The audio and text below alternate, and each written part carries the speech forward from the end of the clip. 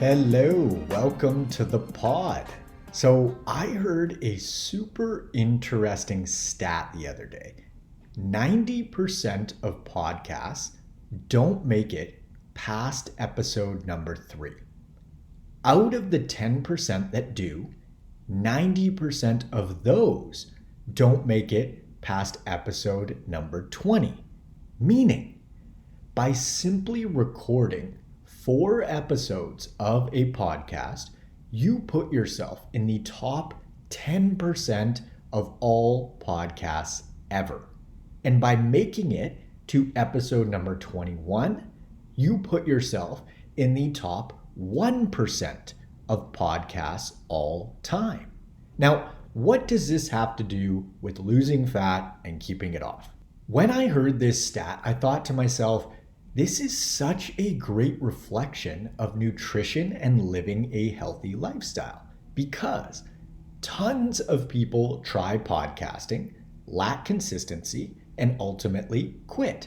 And tons of people give healthful eating a go, lack consistency, and quit.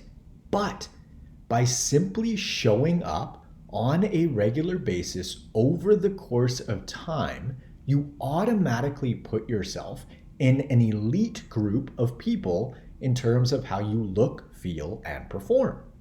It's easy to eat really healthfully for 3 days or 3 weeks, but the true difference maker in terms of losing fat and keeping it off long term is showing up on day 30, day 100, day 1000, etc. Because in the big scheme of things, eating quote unquote perfectly for a week, 2, or even 3 means shit all, unless your goal is very short term and you're fine to erase all of the progress that you made right afterwards. But most folks aren't in that boat. You almost certainly want sustained progress.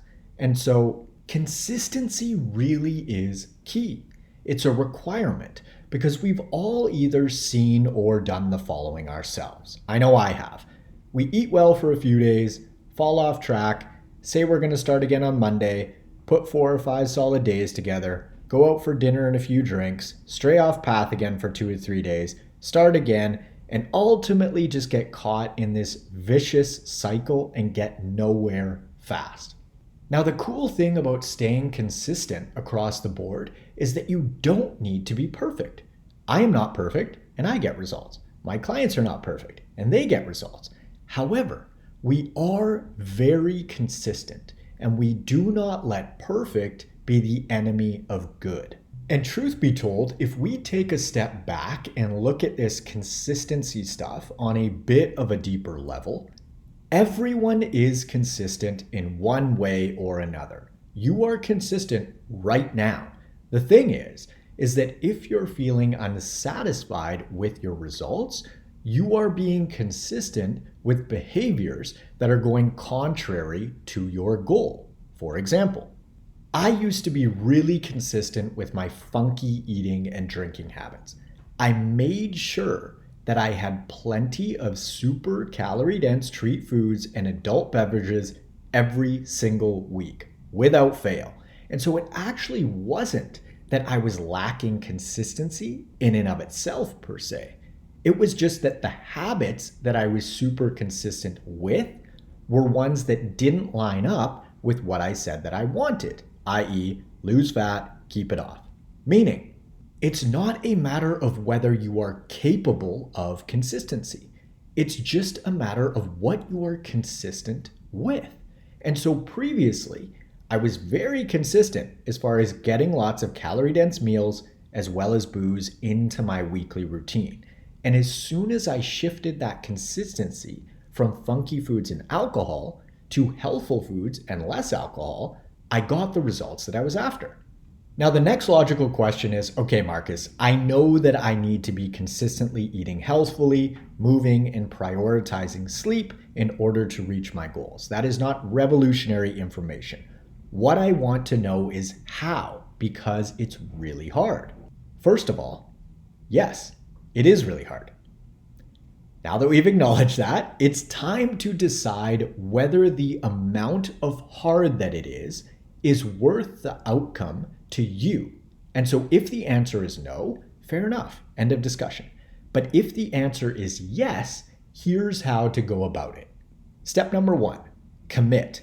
And you've likely heard me differentiate between interest and commitment on the pod before.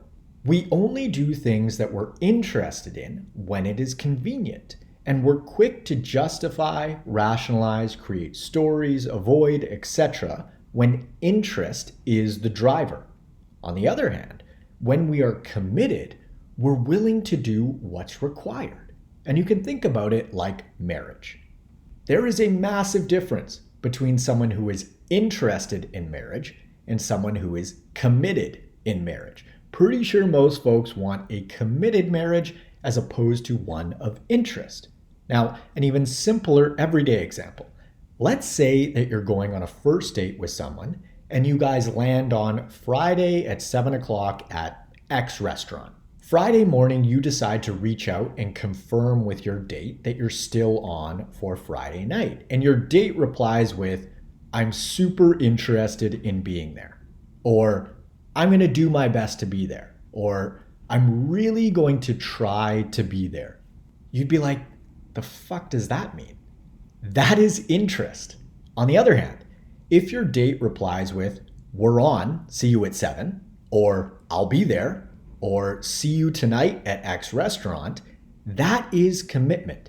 There is no ambiguity in commitment. And that's one of the most beautiful things about it. You are committed or you are not. Simple as that. So once the commitment is in place, we can get a little bit more granular. How to lose fat? We need to create a calorie deficit. There are no ifs, ands, or buts about that. That is a universal for every single human on the planet.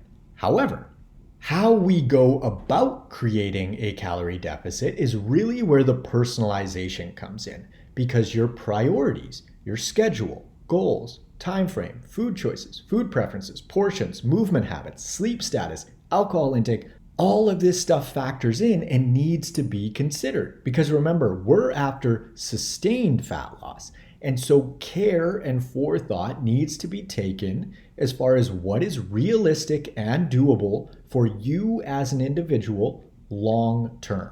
And everyone's lifestyle looks different when you account for all of these things. This is exactly what I help my clients do. We abide by thermodynamics, i.e., creating a calorie deficit in order to yield fat loss, but we approach all of this on a person-by-person basis from a lifestyle perspective, because a lifestyle approach is inherently sustainable long-term because it is a style of life, not a short-term, unfollowable plan that is doomed to fail from the start. And this is a really testable thing. For example, you can just ask yourself throughout the fat loss process, can I see myself living this lifestyle in a week, in a month, in a year, in 3 years, and so on? And if the answer is a clear no at any point, then you'll want to alter your approach if you want sustained results. Now, here are a few common sustainability mistakes that I see quite often.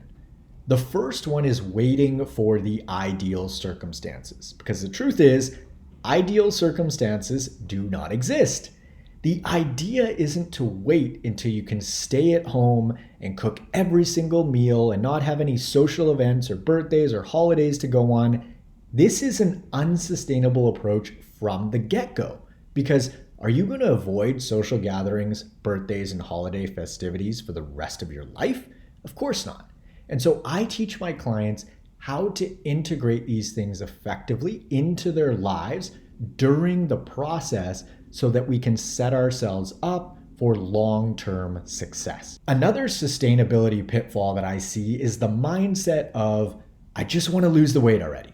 And the reason that this is not a great perspective to take is twofold. One, folks that think this way regain the weight because they think that they can engage in a set of behaviors to lose fat and then go back to what they were doing prior to losing the weight and maintain the results that they had achieved. No.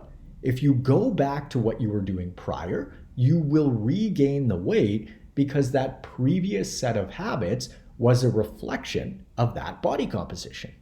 Secondly, focusing too much on the what and not enough on the how or the approach. For example, if you ask someone, if you could snap your fingers and just be at the body composition that you want, would you say yes? And lots of folks would. But the problem with that is that living a healthful lifestyle is a developed skill. And so if you snap your fingers and the next moment you're just at your ideal body composition, you will regress because you haven't built the knowledge or skills to maintain that body comp. A quote-unquote crash diet is a classic example of this. It's just like lottery winners. The reason that the vast majority of lottery winners go broke is because they don't have the financial skills and wherewithal to maintain the wealth that just fell into their lap. These are skills that require time and effort to develop. Another mindset mistake I somewhat alluded to earlier is fixating on the hard as opposed to acknowledging what is and moving forward. Meaning, fat loss is hard. Sustaining fat loss is hard. However, some folks get really stuck in wishing for it not to be hard. Or in other words, wishing that it were easier than it is. And this is just a complete waste of time and energy because the process requires what it requires. And so we circle back to commitment. Do you want it or do you not? Because the level of hard is not changing until you make it a solidified habit. Once it's a habit, it will feel drastically easier because you'll be doing so many of the behaviors unconsciously. But again, it takes time, effort, and awareness to get to that point. So if you are after sustained fat loss, this is the recipe. Starting with commitment and creating a calorie deficit in a lifestyle-oriented fashion that you can see yourself maintaining long term.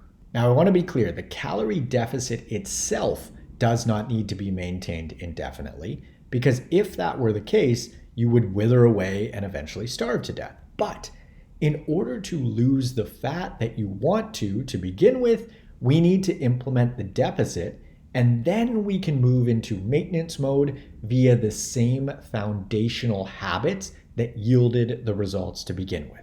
On the other hand, if you are not interested in long-term fat loss success, implement something that you cannot sustain, or just find something that works and then stop doing it. If you're interested in applying for one-on-one nutritional coaching and or workout design with me, you can click the link in the description below or head on over to n1fitness.com/coaching. On Instagram, I'm at N1Fitness. On TikTok, I'm at the N1Fitness. And on YouTube, I am at Marcus Sadu. Feel free to leave us a review on your favorite podcast platform. If you'd like to, of course, hit that subscribe button. Thanks so much for tuning in, and I hope that you found this episode useful. I'll catch you on the next one. See ya.